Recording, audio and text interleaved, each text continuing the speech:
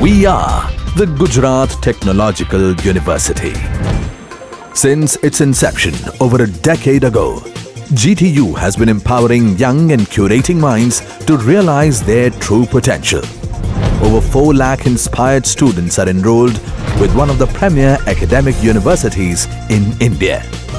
With more than 450 affiliated colleges in its fold operating across 5 zones of the state, GTU, the International Innovative University, your place to move forward.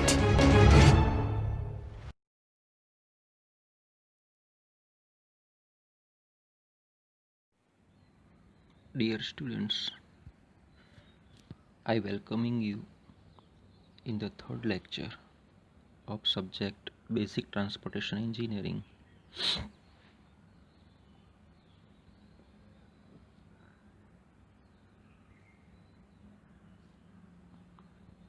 We covered the first topic, road pavement,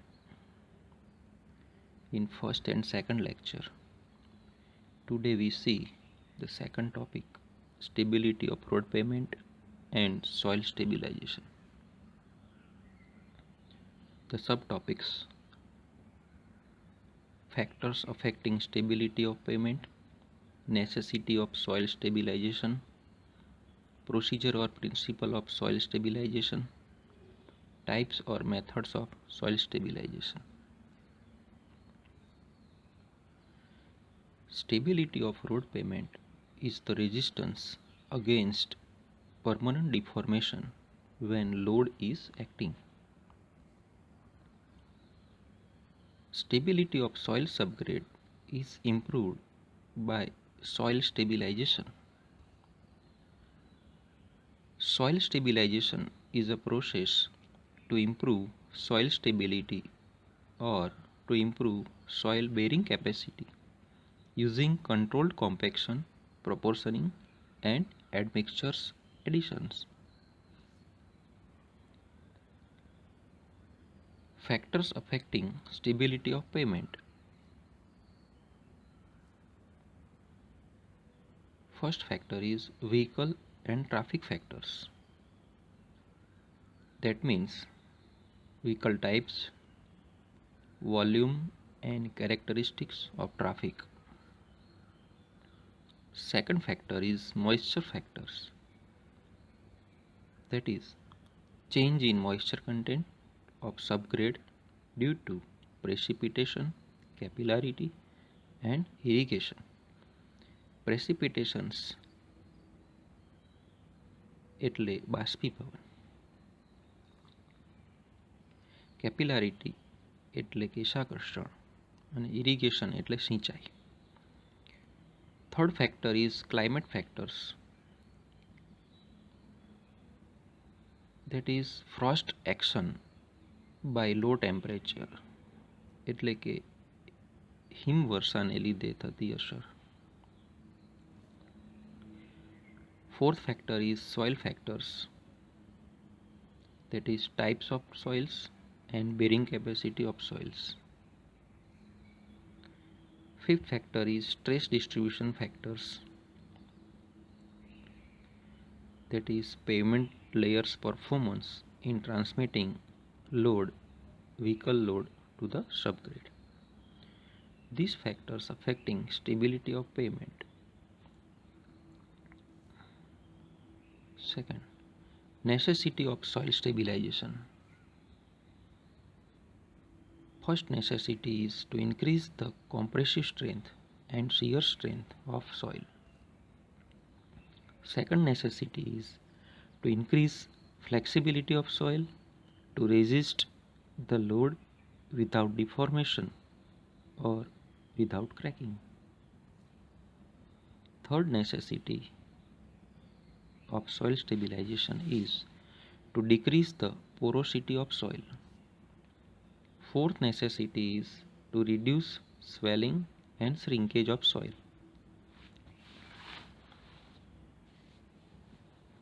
In swelling, the soil moves. In shrinkage, it reduces its volume. Third subtopic, procedure and principles of soil stabilization. First principle or first step is find soil properties in soil testing laboratory like plasticity index, plastic limit, elastic limit, etc. Second step is decide the method to improve the property by effective and economical method of soil stabilization. Third step is design the stabilized soil mix for targeted stability and durability value. Fourth step is perform the construction of soil subgrade by compacting the stabilized layers. So in this manner or in this way soil stabilization is carried out. Now we see the methods of soil stabilization. First is sand stabilization, also known as mechanical stabilization. Second is cement stabilization. Third is lime or lime plus fly ash stabilization. Fourth is bitumen stabilization. Fifth is chemical stabilization. And sixth is electrical stabilization. This is the major methods of soil stabilization used to improve the bearing capacity or strength of soil subgrade. Sand stabilization. It is used for clay soil. Sand reduces the cohesiveness of clay.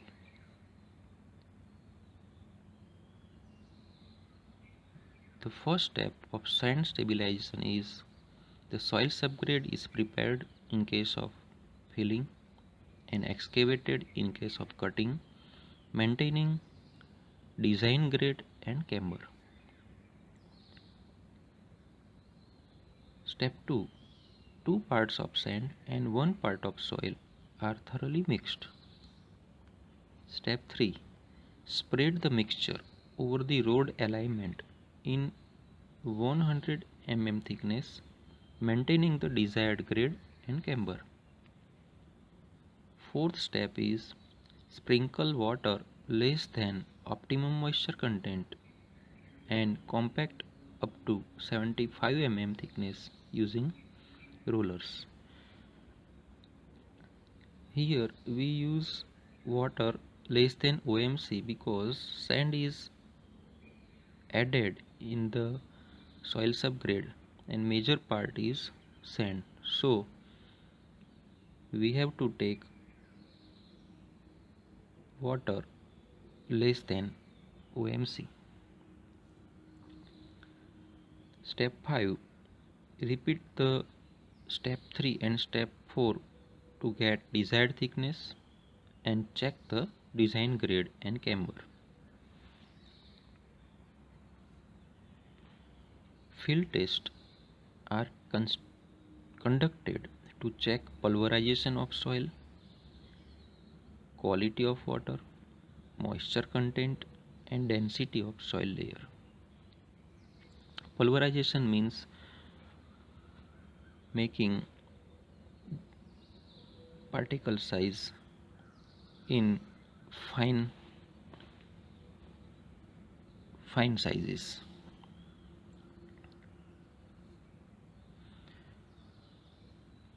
In this slide, the watering is done on the soil subgrade is shown, the rollers are shown, and the compacting work is running.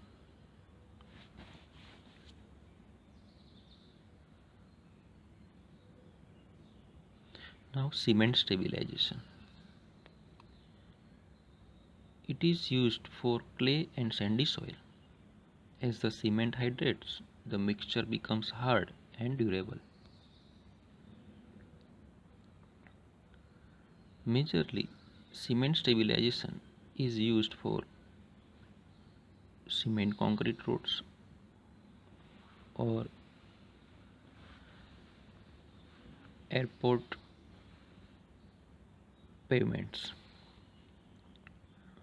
First step, the soil subgrade is prepared in case of filling and excavated in case of cutting, maintaining design grade and camber.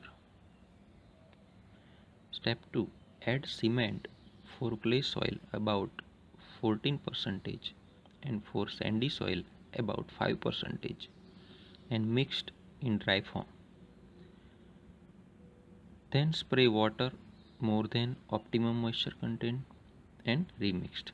Here we used water more than OMC because cement required some water. So this additional water we have to use in mixing of cement and soil. Step 3. Spread the mixture over the road alignment in desired thickness and compact using rollers, maintaining the design grade and camber.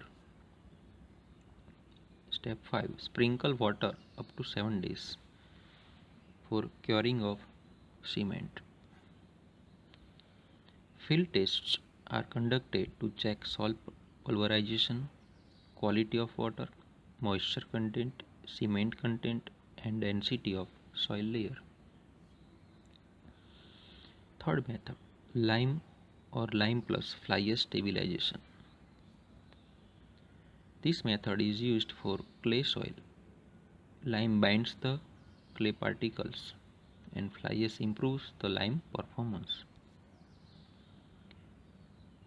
First step, the soil subgrade is prepared in case of filling and excavated in case of cutting, maintaining design grade and camber.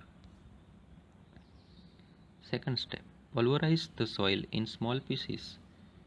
Add 5 to 10% hydrated lime and 10 to 20% fly ash in dry form. Allow to age for 1 day. Spray water more than optimum moisture content and remixed. Step 3. Spread the mixture over the road alignment in desired thickness and compact using rollers, maintaining the design grade and camber. Step 4. Sprinkle water up to 7 days. Field tests are conducted for pulverization of soil, quality of water, moisture content, lime and fly ash content, and density of soil. Fourth method is bitumen stabilization. This method is used for sandy soils. Bitumen binds the soil particles. This method is also used for clay soil if liquid limit of soil is less than 40% and plastic limit is less than 20%. First step, the soil subgrade is prepared in case of filling and excavated in case of cutting, maintaining designed grade and camber. Step 2, water is added as per optimum moisture content into soil and mixed. Step 3, heated bitumen is added into moist soil and remixed. For non-cohesive soil, add bitumen 4 to 10% by weight, and for cohesive soil, add bitumen 4 to 7% by weight. Step 4, the mix is spread and compact using roller up to design grade and camber. Step 5, the layer is allowed to age up to a time in which moisture and volatiles in the solvent evaporates. The bitumen is used by adding some solvents so it can used in liquid form.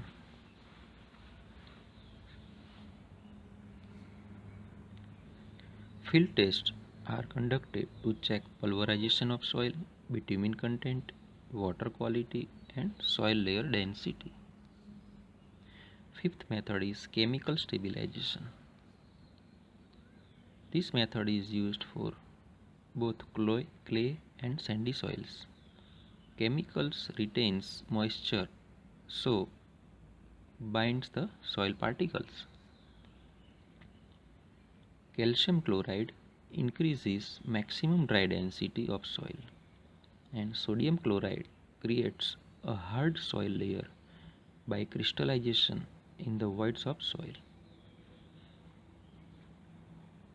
Other chemicals are also used, but mainly these two chemicals are used. First step, the soil subgrade is prepared in case of filling and excavated in case of cutting, maintaining design grade and camber. Step 2, water is added as per OMC into soil and mixed. Step 3, chemicals are sprayed on soil and remixed. Calcium chloride is taken 0.5% by weight and sodium chloride is taken 1% by weight. The mixture is sprayed and compact using roller up to desired grade and camber. Field tests are conducted to check pulverization of soil, chemical content, water quality and soil layer density. And the last method is electrical stabilization. This method is used for cohesive clay soils. To decrease the soil volume, water is separated out from clay using DC current. First step is the soil subgrade is prepared in case of filling and excavated in case of cutting, maintaining design grade and camber. Step 2, drill the soil and penetrate metallic perforated pipe up to depth of 2 meter. Perforated means the pipe has holes in its surface, on its surface. Step 3, drill the soil and penetrate steel rods around the metallic perforated pipe at 2 meter radius. Step 4, pass the direct current or DC current in between pipe and rod. Due to current, flow of water becomes from rod to the pipe. Step 5, this water is pumped out from the pipe, so the volume of soil is decreased and strength of soil is increased. Field tests are conducted to check water content and soil layer density. To explain this electrical stabilization, we see the figure.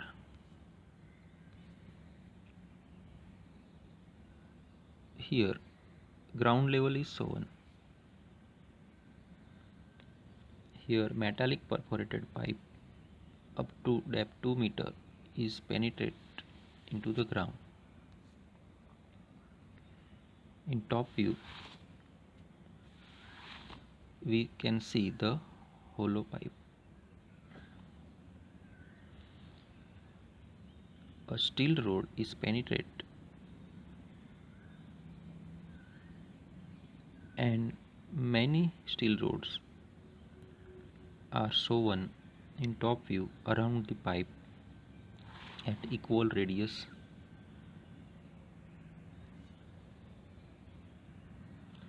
Now the metallic perforated pipe and steel rod are connected and direct current is given. So water table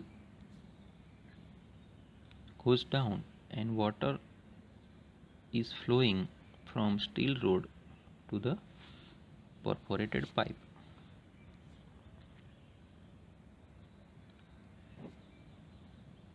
In this way, so the water direction, water flow direction is from surrounding steel rod to metallic perforated pipe in center, and the water collected in perforated pipe is pumped out. In this way, electrical stabilization is performed. Today we studied the second subtopic, stability of soil and soil stabilizations. Thank you.